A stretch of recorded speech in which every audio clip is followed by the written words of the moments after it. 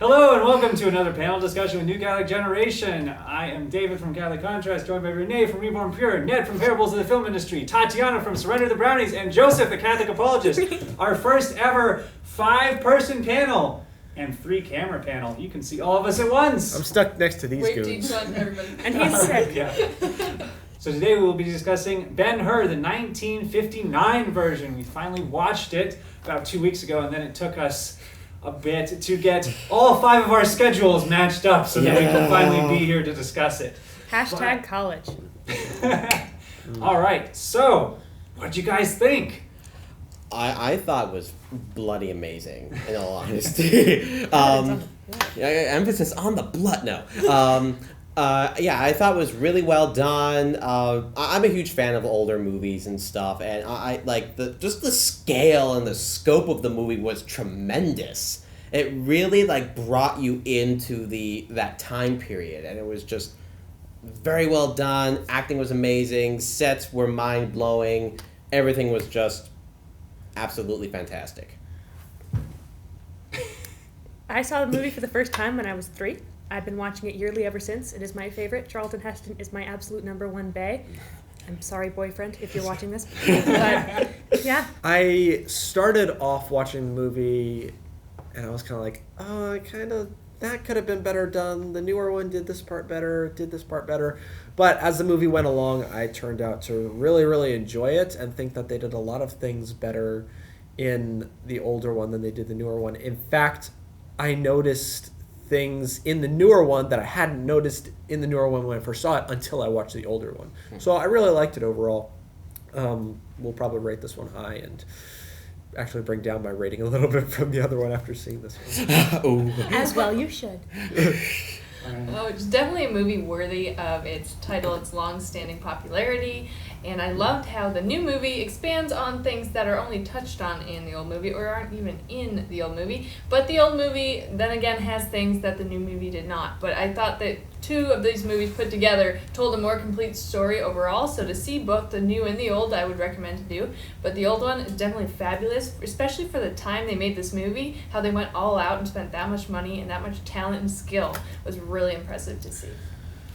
Yeah, for me, the big difference is because we had watched the newer version right before watching this one is just seeing the difference in style and what's sort of impressive. Because with Ben-Hur, it was in an age where they were trying to create a big spectacle. And back then, that meant having huge sets and lots of people. And one thing I was really surprised and blown away with was the older one felt more epic than the newer one. Yes. The sets were all huge. There was tons of space. There was tons of spectacle. There were thousands of extras. Something where if you wanted to show you had big budget, that's the way you showed it, with a lot of extras. And also, it was interesting, too, it felt almost like I was watching a play, in contrast to the newer one, because a lot of times they'd have these big, wide shots where you get to see all of it and everybody walking around. It reminded me of sort of like sitting out and observing a scene taking place. Yeah. Like in the newer one, there's a lot of very close-up shots and handheld stuff, because that's what they can do now. Yeah. In the older one, you have a big camera, it's difficult to move around, so you just wide back and you see all the scenery. One difference that I guess we can talk about immediately is the portrayal of Jesus in the older one. It's very different from the newer one. In the older one, Jesus has no speaking lines. He doesn't say anything. You don't even see his face. Mm-hmm. That surprised me so much, and it was kind of cool how they did that though, but I want to hear everybody else's thought on that first. Well, so I really liked that Jesus never spoke and you never saw his face. I thought that it in the newer movie, like the actor who played it wasn't awful, but I just didn't like him. I just thought like he was like just too. I understand Jesus, his one mission was to preach the gospel and everything like that, and to bring the word of, being the word of God and everything. But I thought he preached too much, or just like spoke too much, and I'm just like, we get it. You're Jesus. You're really like shoving that like in our face that you are Jesus. We get it. In the older one, he said nothing, and yet he felt bigger. He felt like he was like this huge giant presence in the film, and you did not see his face. He didn't talk, and he there were small moments when he was there, or when he was doing the Sermon on the Mount or something, and finally his crucifixion. You felt like he was there in a sense throughout the entire film, because 1, people talked about him. 2, he his small little contributions throughout the film towards Ben-Hur or towards other characters left them filled with just this sense of awe and wonder, like Jesus was this huge legend, and that his, like I said, his presence filled the film, and he didn't have one little bit lick of dialogue, which is amazing in my opinion. Yeah, well, the thing that I noticed about that was that even though he didn't have any dialogue, it felt like he was in the film a lot more than the newer one, because people were constantly talking about him. Yes. And the big thing is if you're going to be impressed by someone, what's the more impressive way to have it done? Them bragging about themselves or talking themselves up, or hearing from so many other people, wow, this guy's really important. Exactly. That's how you do it in real life. If you're talking about your own project, people will be much more impressed if it's other people recommending it by word of mouth. Exactly. Yeah, that's true. And so, with Jesus, in the newer one, I just basically saw, he had pretty small crowds too whenever he was talking. He was almost having to shout for people's attention when he went to cover up that guy who was being stoned. Nobody listened to him. Yep. In this one, whenever he was around, people just stopped and looked. Yes. The Sermon on the Mount scene, even when he's giving the water, everybody just So step back. I think for contrast, definitely the different ways Jesus were presented in each film. In the new film, I'm trying to pluralize it. It's a Latin word. His real name was Yeshua. Okay. Never mind. Go ahead. Yeshua's?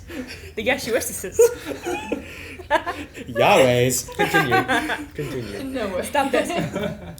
So Jesus in the new film was very approachable, I thought. He was very simple, very kind. His words were very much loving and gentle. He wasn't really the tough, gigantic presence Jesus that you got in the older film. So I think it was just showing kind of different aspects. In many ways, the old film was emphasizing the godliness of Christ, and that this guy who had no lines, didn't even see his face, was drawing huge crowds. Whereas in the new one, it is the personableness of Christ. And 2, it was supposed to be like another side to the coin of Ben-Hur who was angry and vengeful for most of the movie and just full of rage. And then there was Jesus, who was kind and soft, at times veering towards effeminate almost, just right on the edge of just being almost too gentle. So it's a great contrast in the new film, but in the old film it really did better emphasize his status as God, as the Messiah. Now, see, normally as far as Jesus goes, for a while, I've watched Father Peyton. I don't know if any of you ever heard of Father Peyton's version of the Rosary, and he has it where you don't see Jesus' face either, and there are clips of each of the mysteries of the Rosary, besides the Luminous, obviously, because that wasn't around at the time. But in that film, you don't see Jesus' face either. He does have lines, but you don't actually see his face. Yeah. And it definitely goes and gives that powerful presence. I completely agree with that. But I know growing up, I always kind of preferred it to see the actual face. In this film, watching both of them, as far as what happened, with what you said, Jesus almost seemed a little bit too kind at times, not showing enough of his godliness, but also not denying it was there. So as far as how he actually conducted himself, I agree that could have been done a little bit better. Yeah. But, with the older one not showing his face, I think it was very well done regarding his presence. Yeah. Okay, so another big difference between the older one and the newer one is the portrayal, especially of the two brothers' relationships and that whole character arc, especially with Masala. He plays a very different overall role in the old one compared to the new one. What do you guys think of his role in the old one? Oddly enough, I actually liked him better in the new one. I didn't think I certainly didn't think he was bad in the old one. He was still like a good antagonist, a good villain kind of character and everything. It's just, this was a small problem with older movies. and they tried to make like the villains just like almost like super villains. They were just like, "Oh, I'm evil because I'm evil." Granted, Masala in this movie had a lot more character development than, let's just say, a certain lawyer from a certain movie that I absolutely detest.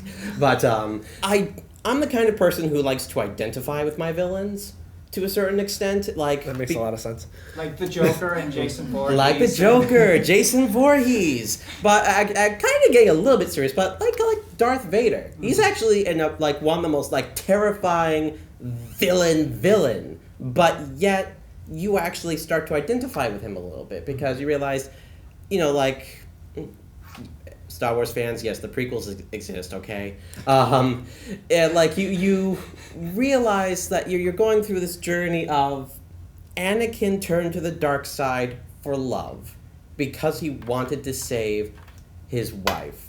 Whether that was necessarily the right thing to do is an entirely other matter. But with Masala in this newer movie, I mean, in the older movie, he felt like just the stereotypical kind of Roman soldier who's doing this all for honor. I'm doing this for Rome. I'm doing this for blah.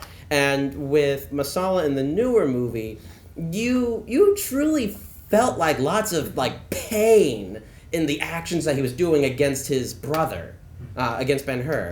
And like he didn't want to do it, but he did it because I'm doing this for Rome. Right, it was like just above that family tie he had. Exactly. In the old movie, it was just like so much farther above, like Rome, and then like the family. Like he almost like felt like he hated them. Exactly. And even when he was like trying to be genuine, like, "Oh, Ben-Hur, there you are. I haven't seen you in forever." It seemed like he was faking it in the old movie. Like he really just didn't care, and if it came down to it, he would just off with his head, off with all their heads, whatever. Yeah. But yeah, one big difference is that, ironically, one aspect that the new movie does spend a lot more time on that the old movie doesn't for its long runtime is the beginning with the character buildup of Judah and Masala as younger kids. Yes. Loved that, though. Yeah. That was really helpful. I was going to say, that was one thing when I was watching the beginning of the movie where I said earlier that I was like, I don't know, I'm starting to like this new one a little bit better than the old one, is the new one did a whole lot better job of character development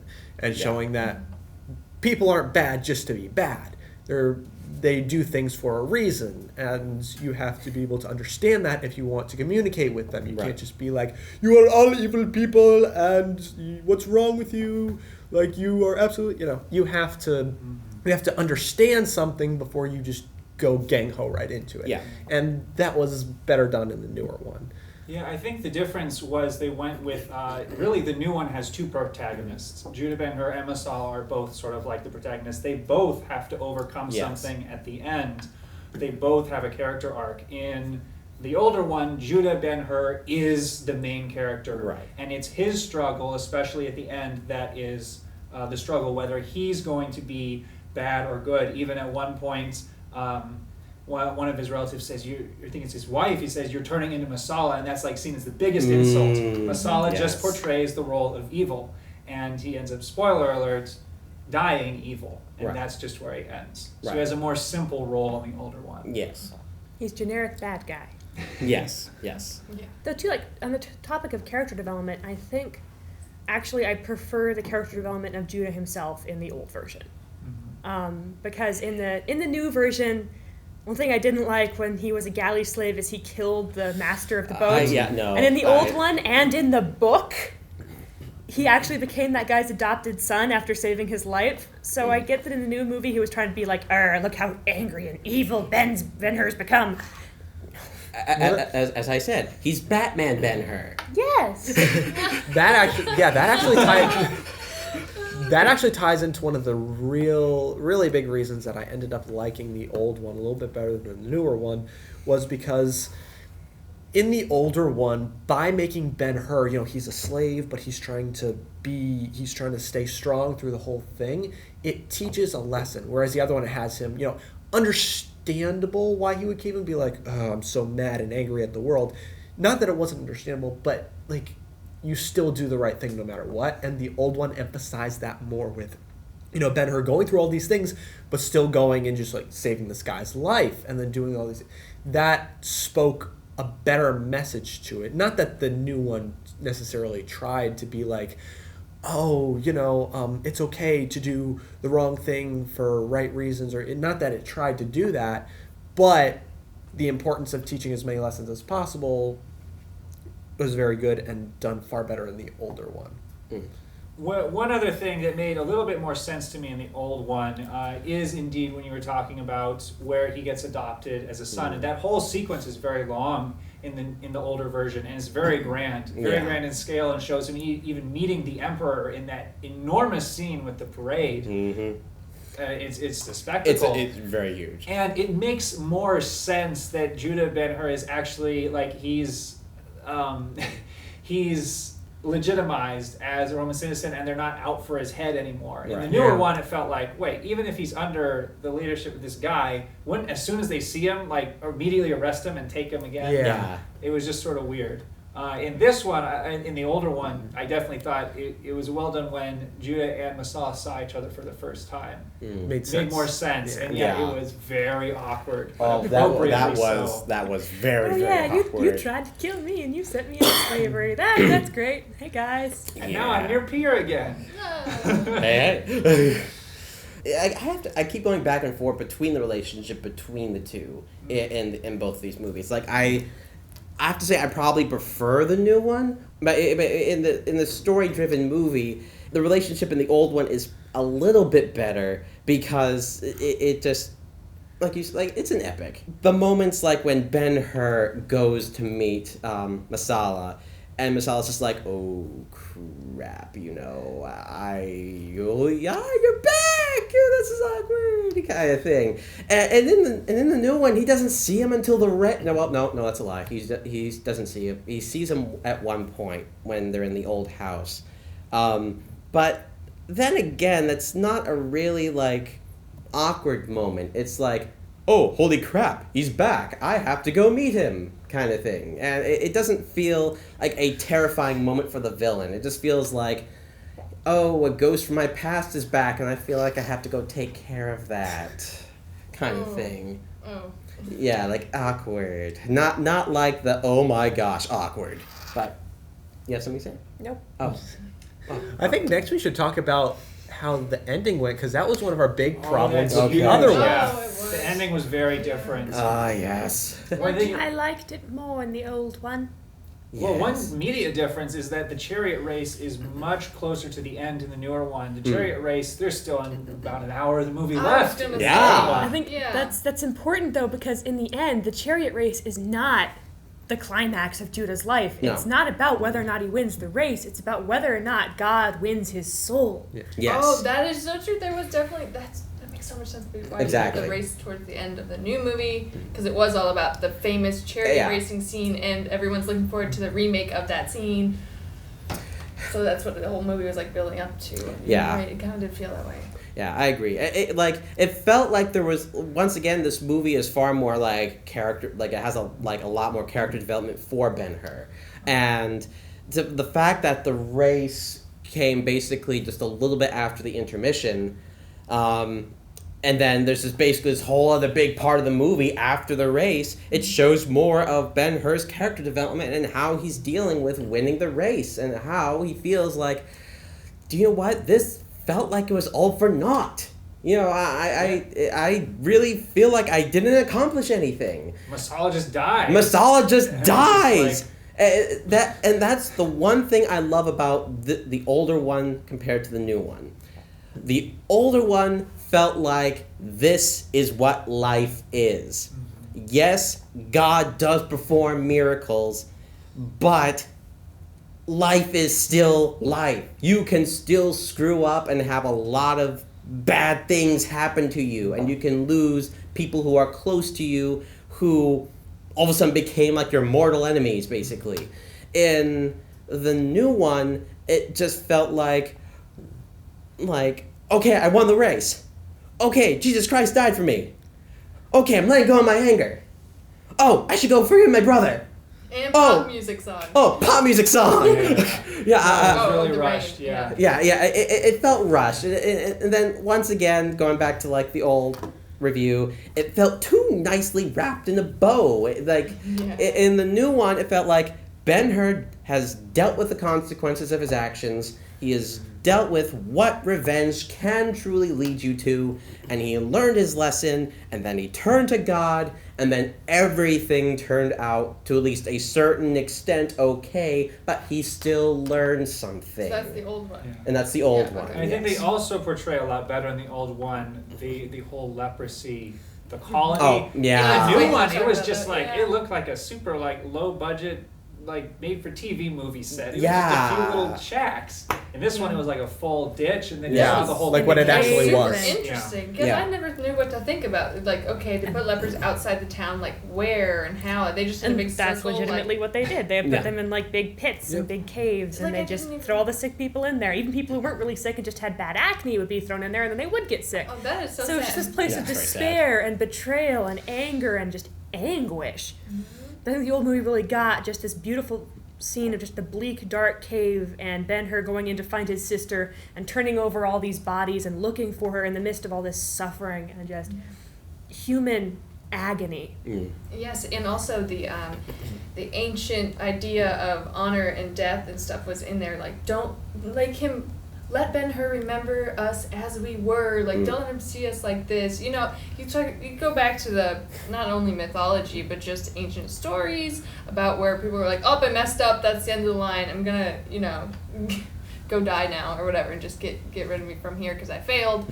Or and so when they got leprosy, they're like, oh, life's over. Like, take me away from all my family. That was how it really was with lepers, of course, but especially the women in their honor and stuff, and for the son's sake, they were just like, don't let him see us like this at all, which is, you don't see that too often these days, really, but especially back then, it was a big thing that I saw relating to all the stories I had read back in the ancient culture. And then when he took his sister and his wife and his mother, is that the three women, right? Yeah. He took them to see Jesus or be healed by Jesus, and they ended up, getting up that close to Jesus, and like you never saw Jesus' face or anything, but it was just such like an intimate moment right there that felt like it could have been real, more so than when he was witnessing the crucifixion in the new one, to me somehow. Like, I guess I was like, yep, there's the crucifixion. And in the old movie, it's like they brought this camera into the sidelines of the crucifixion, and then they're all like chatting there and waiting for him to come by. Then he comes by, you don't see his face. It was just a lot more real to me. Like that crucifixion part of the movie. Probably the thing I enjoyed most about the old movie as compared to the new one was there was a scene where Judah was yelling at his wife that he understood why the zealots were so angry and that nothing could ever wash clean the country again unless it was just a river of blood. Only blood could clean the country of all their sins. And just the fury. And this is why I got so excited with you guys who knew it was coming up. Because when Jesus is crucified, you see the blood running down the cross and then hitting the water and then the rain just washing it all over the place. And that water, when it hits the lepers, that cleans them. It's the water that brings everyone healing. And it is the only way that Judea and that the world could ever be cleansed was by blood. But it wasn't by the blood of the Romans or the blood of anyone's enemies. It was the blood of Christ that cleans us. Yes. And that heals us all. And that movie really just got that perfectly. I agree. All right, so what was your guys' final verdict? Joe? Well, like I said, I like the old one better than the new one. On my thing here, I actually ended up getting 10, so the calculation was really easy. I had 3 or 4 negatives and then 7 positives, which would come to 70%, but I think some of the positive overweighed some of the negatives more, so I would go more 80% for this movie, and then I'd probably want to lower my review for the other one. Instead of like 65, 70, have it more like 60. All right, Tatiana? 11 out of 10. Oh, Charlton Heston. Yes. That scene with him rowing the boat. Oh, dear Lord. Oh, boy. You ridiculous. Anyway, I think my overall review of the movie would definitely be a 9 out of 10. The only reason why I would give it a 9 out of 10 and not a 10 out of 10 is because I have to admit the runtime was a little bit long, and there were a few parts that dragged a little bit. Even though it was magnificently done, it was still a tiny bit of a drag, which is why I don't give it a 10 out of 10, but a 9 out of 10. Yeah, I agree. It did drag a little bit at parts, but it's hard for me to even just rate the first one alone because I think both the old one and the new one go together and expand on the story. Even though some of them had certain scenes, some of them didn't have other scenes. There was more character development maybe in the new one at parts, and there was more character development in the old one at parts. Maybe the evil guy was better in one or the other.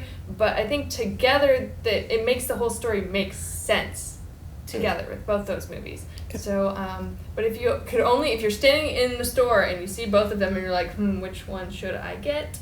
You should get the first one, is what I would say. So I would say 9 out of 10 because you should see the second one to complete the story too. That's right.